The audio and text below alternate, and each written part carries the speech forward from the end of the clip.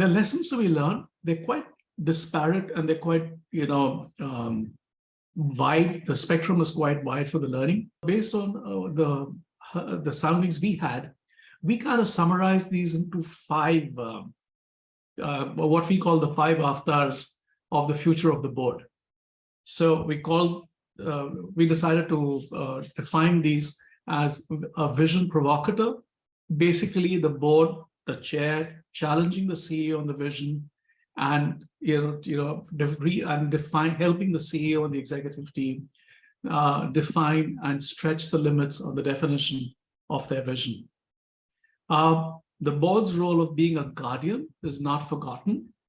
The governance role and the fiduciary responsibility and the guardian of the company and the stakeholders also was brought out by a lot of people, and also is something that we are suggesting that boards in the future need to reinforce the core duty that they carry, to be the guardian, to be responsible and execute their fiduciary responsibilities. The third was a very interesting one that we came to a conclusion on, is that the board needs to play a more active role on culture. The culture gets redefined, and we are seeing in the post-COVID world, the redefinition of culture is quite rapid. It's not static. It's not a culture you define for 10 years or 15 years and stay with it. You're now reacting to newer challenges, and we can talk about it sometime around, say, technology, for example. But culture and talent was one of the biggest casualties of the COVID period.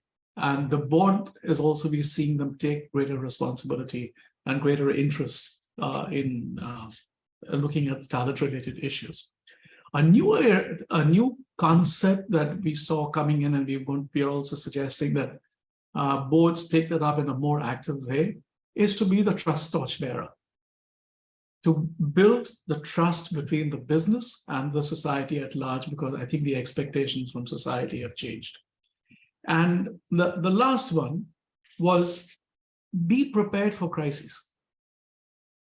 Crises are going to happen, and they're going to happen with an alarming frequency as we go along. And the boards and the executive need to be prepared for this and have constant fire drills to cope with it. That was the summary of what we found and what we came up with our own research in the Indian context. I don't know how that resonates with what findings you got globally. It resonates quite strongly. Perhaps not everything is translated in precisely the same way from country to country, but there are these broad categories where we see things beginning to change. And I think they broadly match the five areas that you described.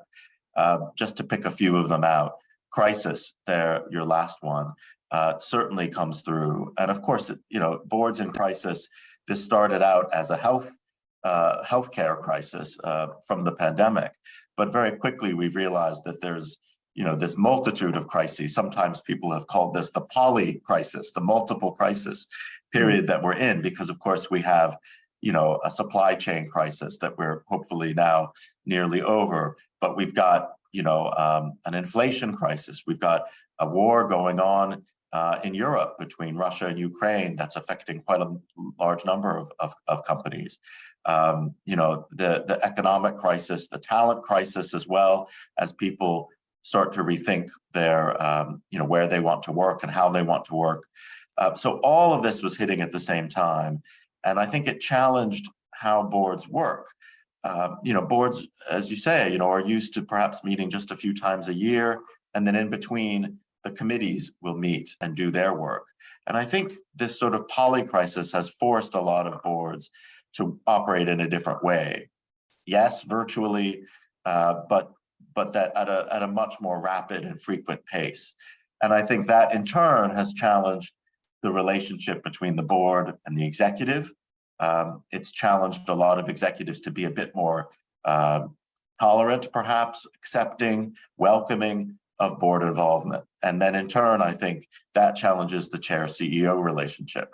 How do you build trust as chair with your chief executive to be a bit more involved? I mean, I think, so yes, crisis is one, but also the level of involvement at the company by the board and by the chair has generally increased, perhaps not everywhere, but in a lot of places.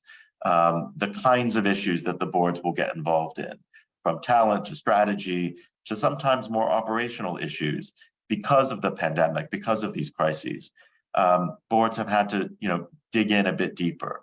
And again, I think that challenges traditional conceptions of how and where boards get involved and how management responds.